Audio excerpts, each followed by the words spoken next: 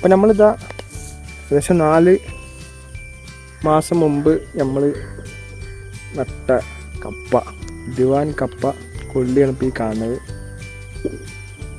കണ്ടാ, നല്ല വലുപ്പം വെച്ച്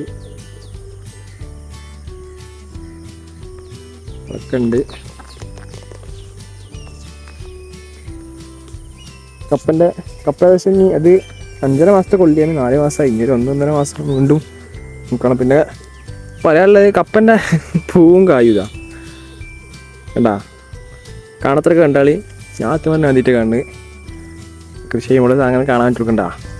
പിന്നെ വലിയൊരു അടയാളമാണ്, വളരെ സൈക്കിളുള്ളൊരു അടയാളമാണ് ഈ പൂ വരല്. ഓക്കെ, അപ്പോൾ കണ്ടെന്ന് വിശ്വസിക്കുന്നു. ബാക്കി ഇനി ഇതിപ്പോൾ പറിക്കണ വീഡിയോസൊക്കെ വേറെ വരും.